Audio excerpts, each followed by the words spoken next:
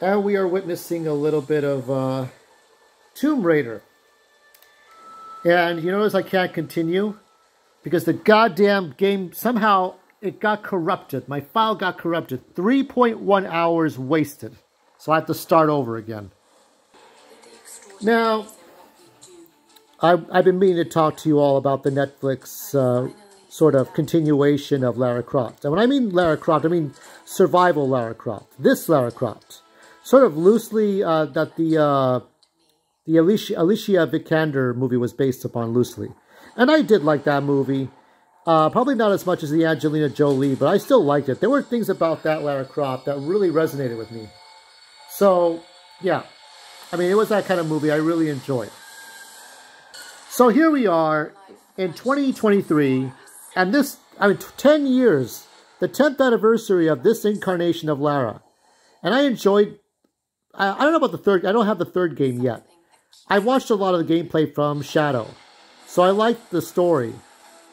I like Jonah and Jonah's involvement in the third story. The second one, I think Jonah's in the second one. I don't know about the first one. Probably the end of the first one. So, I mean, I liked that Lara was this badass character that gone were the platforming days and the short shorts.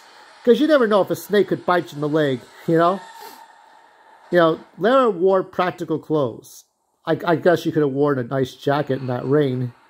But, you know, Lara Croft has to look like Lara Croft, but she wore pants, which is fine. I know Melanie Mac Go Boom has a problem with it, but what can you do? Also Elvira, a Twitch streamer. But for me, I was okay with this incarnation. I even drew a picture of it. So, here we are in the beginnings of Lara's journey. What a tough spot to be in. So, I enjoyed, I think the second game is probably the best of the three. Rise of the Tomb Raider. But here we are. And, yeah, so now, after 3 games, at the end of the story, Lara Croft, you know, completely owns her father's, you know, archaeological expedition, his company. She's taken over her father's role. And she looks like a female Indiana Jones. So, that's at the end of the journey. So let me see if I can swing to get us... Oh yeah, Jonah. So, after she becomes the female Indiana Jones, we don't hear from this Lara again. We see some mobile games. There's a cheap mobile game out there that's, get us more centered. Oh, something's burning. So, I think the last one was in 2017, correct? Was 2017 or 2018 the last game was Shadow? Let's see if I can burn it. I think I'm supposed to do it this way.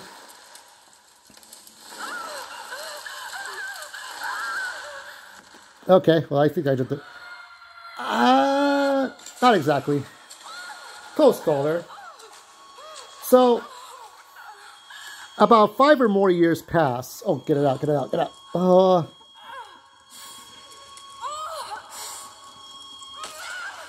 This is what I loved about the games. This girl suffers. I mean, she suffers badly. This is probably my favorite personally because she was this kind of spoiled kid who went on her, on her father's money, went on an expedition, maybe for a college paper, maybe to get in a newspaper, bragging rights, maybe post it on YouTube, who knows. And it doesn't turn out to be the way she thinks it's going to go. And now she's lost, hungry, scared, confused. She's almost lost almost everything. She got shipwrecked, she got flooded, and she ended up somehow here. So, yeah, I mean, it's like this for the 3 games. As we get to the 3rd game, Shadow, she's much more capable, less emotional, more sure of herself. Whereas you go to the traditional games, yes, they're classics. And I have the isometric ones, the Lara Croft isometric games. You see me play them. That was Lara's official Switch debut.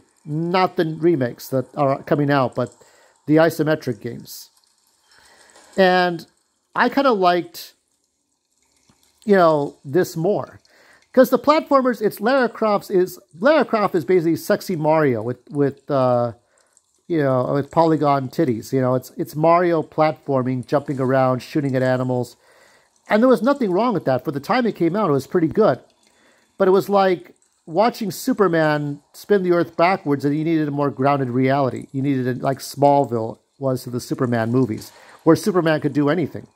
And so it's more grounded reality. And that's what I liked. So when they announced the Netflix series was coming out next year, I'm a little weary of it, because here's a hiatus. What we're talking about is the hiatus between 2017, 2018, and 2023 to 2024, from the time of this announcement to the next year. Because I've heard about the Netflix series for about a year or two. I said, I wonder how it's going to turn out, what's going to happen.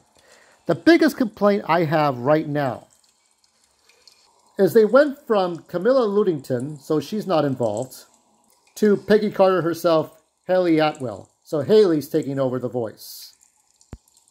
Now, some people could argue the logic. It's like going from Ewan McGregor to Alec Guinness. Like, this is the experienced Lara Croft. She's not scared anymore. I guess you could say that. What is this? Oh, yeah, this thing. My feeling is that at this point right now, gotta take that torch. Take a torch. Don't get scorched. That was loud. You're stepping on the tombs of Larry Storch.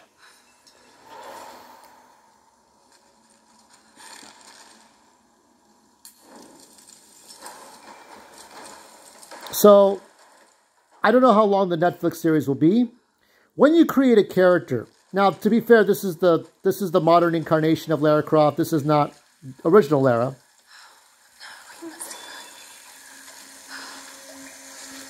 There's this block of time, so my torch is gone. So there's this block of time between, when we last saw her and when we're picking up where we left off. How honorable is it going to be? Now, they said in the description that it's going to be a combination of everything. Or I think in some descriptions it said it's going to transition from the survival series to traditional Lara.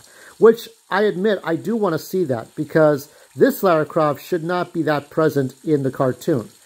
But I'm wondering how far back into the research are they going to go? Are they going to honor those 3 games in some fashion? I think back to this Crystal Maiden 77 and the Archie comics and the Sonic reboot, the Archie reboot, and then the IDW, where they also connected to the games somehow. But sometimes they were just cheap promotions. Other times they kind of played fast and loose with the material. Picking up where we left off, are they going to care about the source material? The fact that it's not Camilla Ludington doing the voice of this Lara worries me a little bit. And it might be like me shoving rocks up my ass, and I hope it is. But I have some doubts. I have some concerns. Now, I do have Netflix along with my phone service, so I'm going to see that along with, Rebel Moon. But after that, I'm just not sure. I'm really not sure what's going to happen. We'll have to put a light on the subject.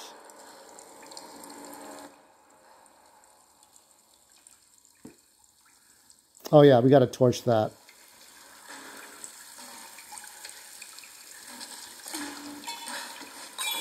All right, let's let it go.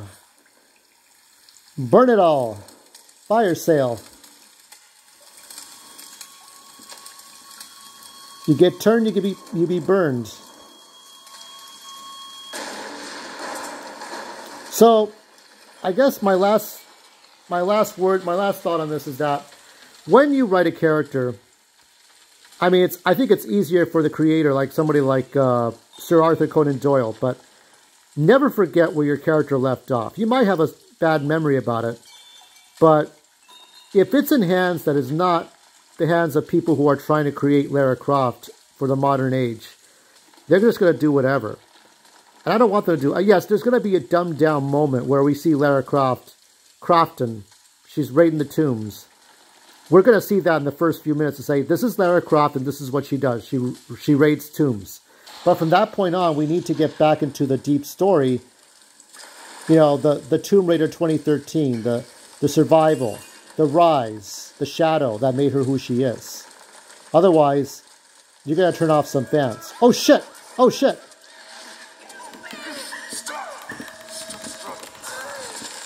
Fuck. Gotta stop that rapist. Stop that rapist. It gets worse from here. You know what I like about this game personally? How I relate it to my life? It's like, you get into a trouble, okay? You go through some obstacles to survive. Then you get into a firefight with people. And then after you get into a firefight, and you try to survive by jumping obstacle courses, you know, survive the Forbidden Bridge, right?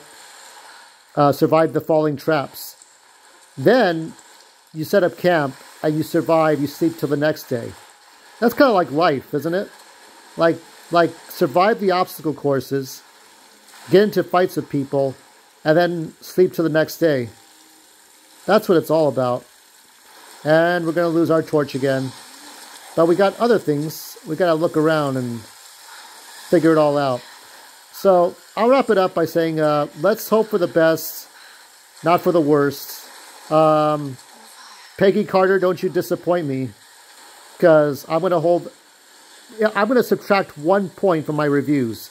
So you will not get an A+ from any A+ you hope to get from me. Any 100% for the review of this of the series.